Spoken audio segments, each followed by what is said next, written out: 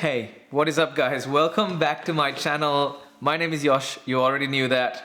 This is the last video in this series about emotional well-being and the science of well-being. I have successfully completed and passed my course with Yale, which I'm super proud of. But this video is kind of bittersweet because it's the last one in the series and I don't really know where to go from here, but I'll figure it out. I swear I will, so I will be back, just give me some time. Besides that, this week, what we're going to talk about is the fact that if you remember from video 1 or 2, we know that knowing is half the battle is a statement that is completely wrong. We have spoken about the ways in which we can want better and to combat the annoying features of our minds, but at the same time, that's just knowledge. How do you apply that into your life? How do you put intentional effort behind being able to inculcate all of this into your life? So that's what this video is going to be about, and a really sad goodbye. I don't know what to do with this video. Damn it, like I'm conflicted, son. Like, what do you want? Okay, let's go.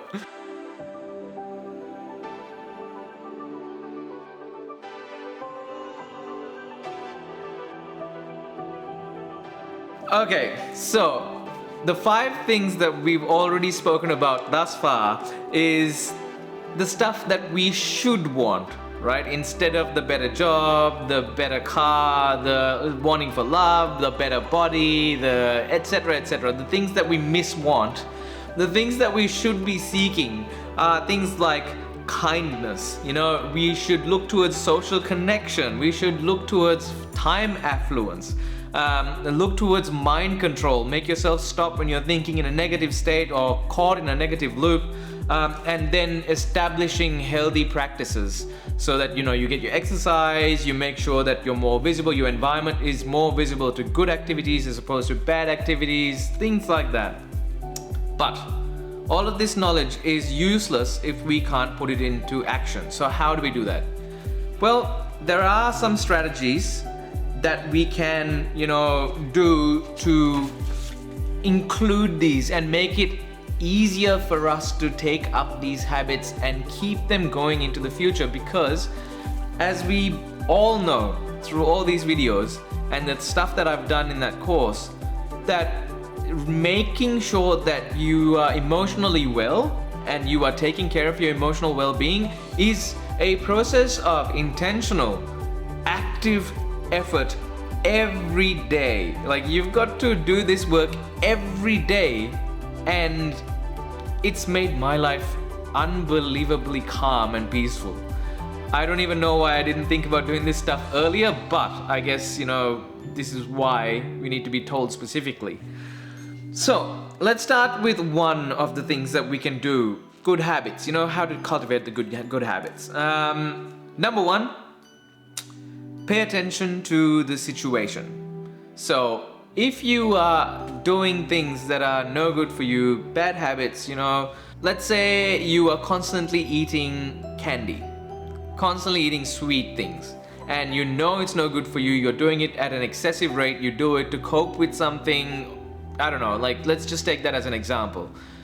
You know that it's no good for you, but you want to be able to sort of put yourself in check, give you the best chance of giving yourself sweets only when it's deserved instead of as a coping mechanism. How do we go about doing that?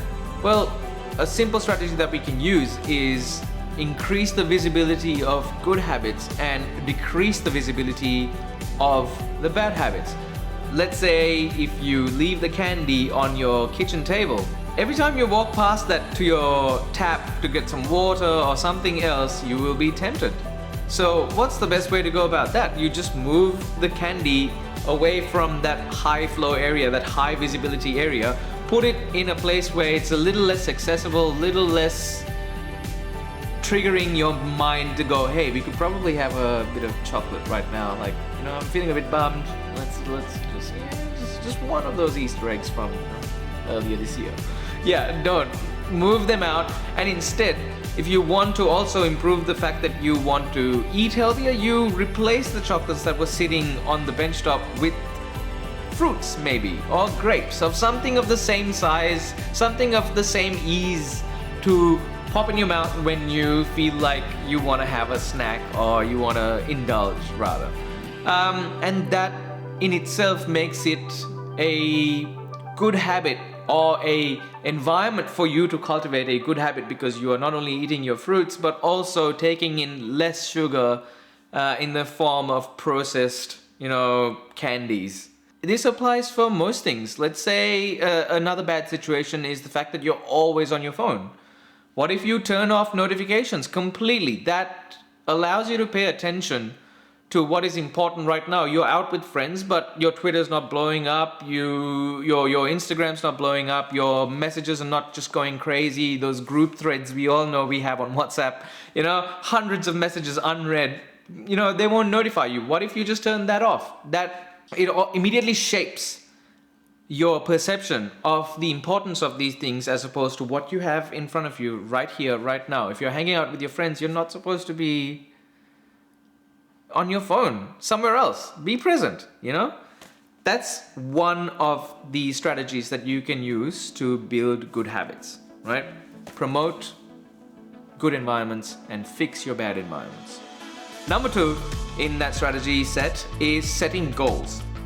Now, setting goals is a little bit more, we need to be a little bit more clear on that. So goals are quite easy to set for yourself. Like we all have been there, probably I have, where at New Year's, you make a New Year's resolution to get fitter. I'm gonna go out, I'm gonna ride bikes, and I'm gonna abseil and all that shit. And then you go to the beach one time and you realize the water is like 4 Celsius and you're just like, nah, stuff it, I've changed my mind completely. I'm not becoming a popsicle today. Sorry. Excuse me. Sorry, not happening. So, in this instance, this applies for everything. Like if you're planning on moving somewhere, if you're planning on achieving a set of things for yourself, if you're planning on going somewhere in your life that's meaningful to you, and I'm not going to go too much into what the goal is, I'm more about how to set proper goals, Number 1 thing that you have to do is make sure that these goals are very specific. And when I say specific, I mean something quantitative. Like you have to be precise in your quantitative measure about how to achieve that goal and what that goal is. I will meditate every day for 30 minutes is a goal. That's very clear. I've set myself a timeline and I've put the subject, the onus on myself. 30 minutes is the dedicated duration. Every day is a frequency. Cool, good, that's the goal. How do I work towards that, right? This is a little bit tricky. You have to think about your goal. So this is part of goal visualization. You have to think about your goal, but also you have to think about what may be barriers to your goal. This is called mental contrasting. So it is by looking at the obstacles to overcome them to achieve the goal. So you look at the goal and you imagine, you almost simulate the process of doing this every day. And one of the days maybe you'll realize, oh wow, I've got volleyball today, or oh wow, I've got odd work shift today, or wow, I've got a date, or oh wow, I've got to study, or I've got to look after my kids, something, How can you work around these to make sure that you still stick to your goal that you've made for yourself, the promise that you made for yourself? So this process is familiar. I'm pretty sure you've done this once or twice before. Like you will do it intuitively, but the problem is you get caught up in just imagining the outcome of achieving the goal. And we all know that that's definitely good for your emotional well-being, but it's not a good lasting effect. Because thinking about things that will make you happy, yes, okay, good, that's very, very important to improve your emotional well-being in a short-term goal, but to have consistent flowing results across your entire life, you have to set these goals and achieve them over and over and over and over again every day consistently. So in this situation, you have to indulge in the thought process of how good you will feel achieving this goal, and then you need to, once you're happy about the fact that, oh wow, achieving this goal will definitely make me happy. Once you get to that stage, you use that emotional high to dwell on the obstacles that you will face preventing you from achieving that outcome, as opposed to being stuck in that happy state where you're imagining you've completed a goal. I imagine I went to gym. I imagine that I achieved the meditation goals. I imagine all of that other stuff.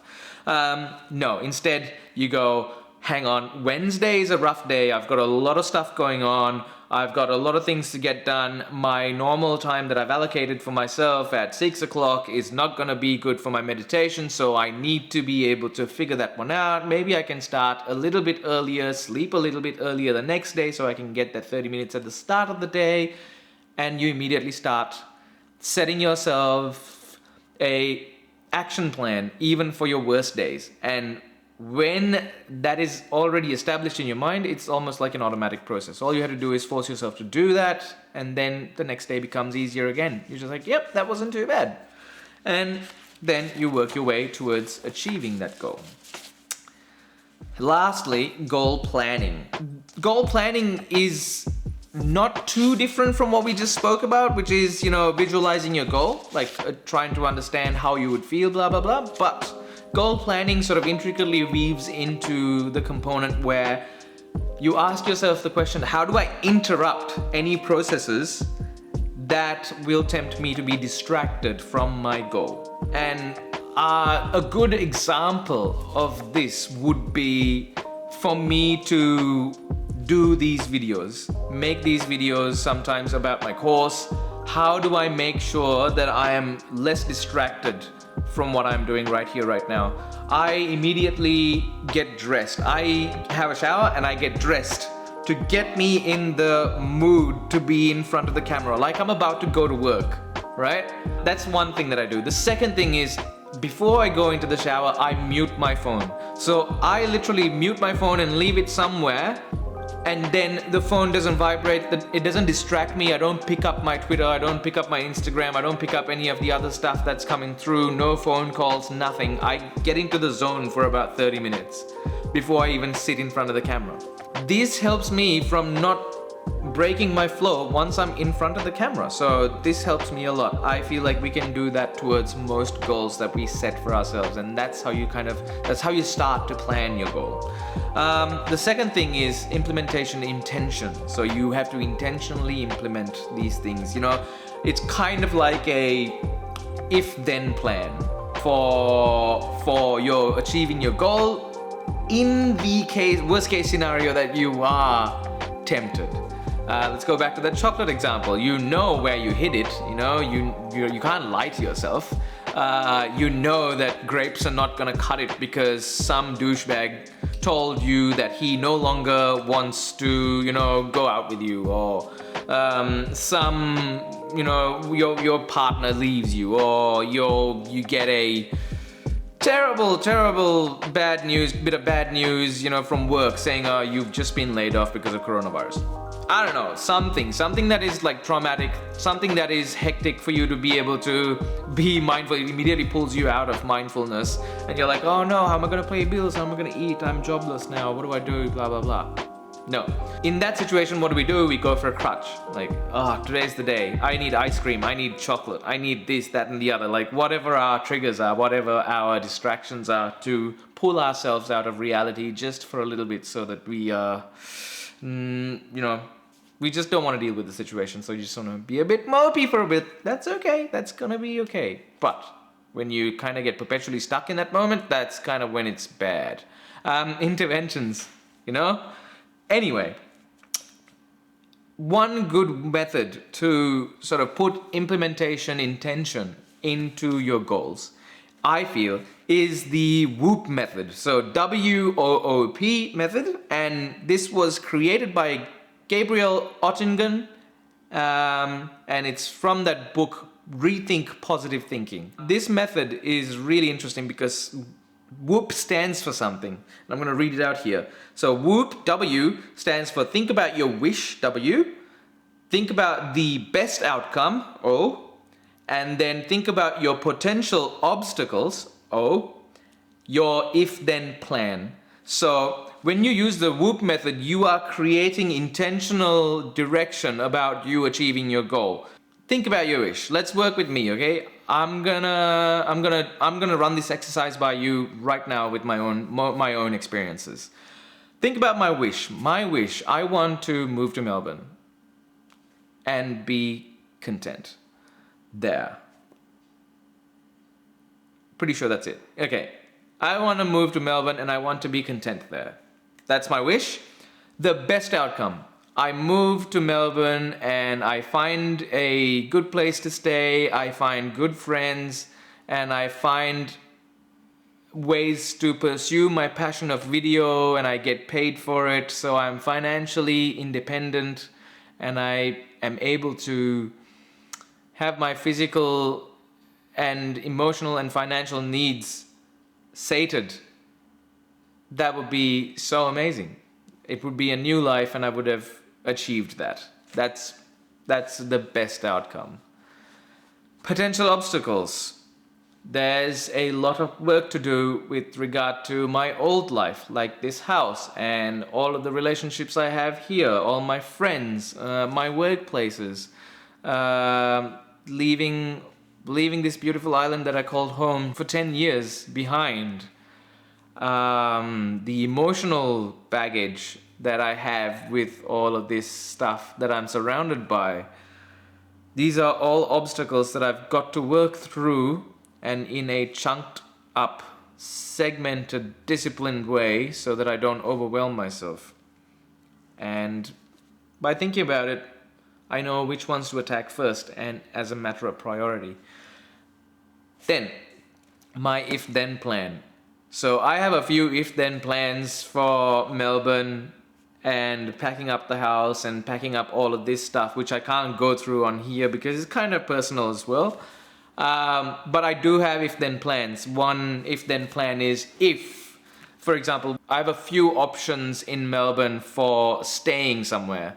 And I have 3 options. And out of those options, all of those are if-then plans because I have the highest priority, the one that I would much prefer. That's the best case scenario, that I move in with one of my business partners and he and I can work together and it'll be good, it'll be in the middle of Melbourne kind of thing.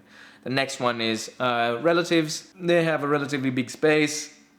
It has its own pros and cons, but that's second preference. And the third one is another contact that I know. They might have a room and it's a little bit more vague, but it can be held and all that jazz. So that's the least. It'll be by myself in some random room in some random location in Melbourne where I have no clue how to exist by myself. So yeah, all of this stuff is super interesting.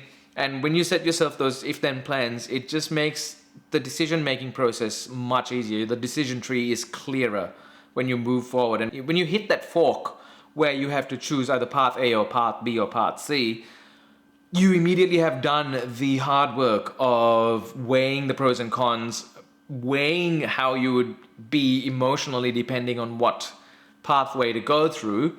And then at that point in time, you can real-time adjust for things that are more, quantitative based, like logistics and finances and everything else. Whereas emotions and your inspiration, your drive to go towards something, your preferences, these are much more qualitative stuff. And you don't want to think about that kind of thing at the point of making that decision. It's a bad idea.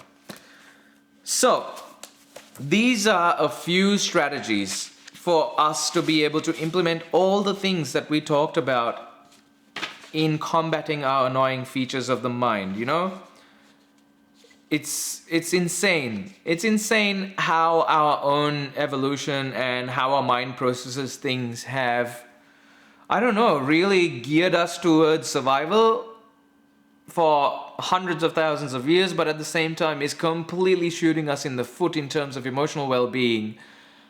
In the modern day and age, surrounded by social media, surrounded by all these cool things that are there to see in the world. And I don't know, this course has been truly life-changing for me. And I hope that these videos have helped you guys in some form or way to get a hold of your own life and your own emotions and give you the courage and the strength to actually pursue what it means for you to be content in your life. I'm still figuring it all out. I'm not the expert. I'm not claiming to be an expert, but I really hope you do, because you deserve it. This kind of warmth that you get from the inside out is, I don't even know how to express it or explain it.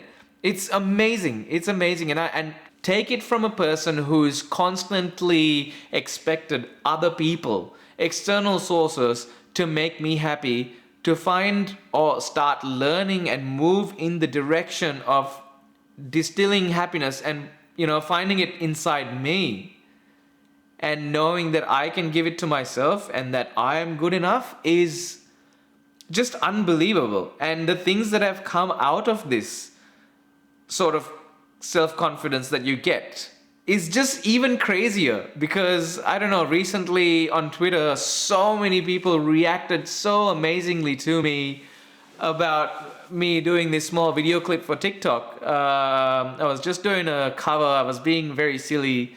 I didn't put much effort into it at all. Really, I just put up a video and people loved it. And they're like, oh my God, you can sing. And I'm like, whoa, hang on. I can do a lot of things, but I can't sing, that's for sure. And no, they just refused. They just refused to back down. They're like, no, dude, like, you can really freaking sing. You need to put up more covers and you need to do more of this stuff. And one amazing person on Twitter, she reached out to me and she's like, let's do a collab. And holy crap, it's just gone from this one video that I fully expected Twitter to ignore to just, I don't know, like 45 likes and multiple retweets and someone reaching out to me for a collab. I'm like, this is crazy. This is crazy. It's absolutely mind-boggling. And I'm thankful. I can't be more thankful for this, because it's making me see myself in a different light. And it's amazing. It's nice to be loved and wanted for who you are and be told that you can. I've always been told I couldn't sing, except for my family, and I feel like my family is supposed to tell me I can do whatever I want. So their comments, sadly, I never took them on board as legit feedback. And people in the past have told me once in a while that I can sing and that it is a talent that I possess, but I just refused because I just could not get over my own trauma surrounding the fact that I sing at all. So that's one good example of how this whole course has improved my life. And I hope that you use this content to improve yours, because that was the whole point of all of this. So thanks for following me through this journey of emotional well-being and self-discovery and introspection. I hope you took something out of this for yourself. And as always, thanks for watching. Do all the things that YouTubers tell you to do. And I will see you guys in the next video, whenever that will be. And I promise you, I will be back, but I don't know when that will be and with what kind of content, but I loved making this series. This was so much fun. I learned how to write a little bit of a script, work around with the script. It's been very interesting. A lot of learnings, a lot of love. I wish you peace and contentment. Catch you guys later. Peace out. Okay, bye. I'm gonna miss you guys. I'm gonna miss you. Bye. Mwah.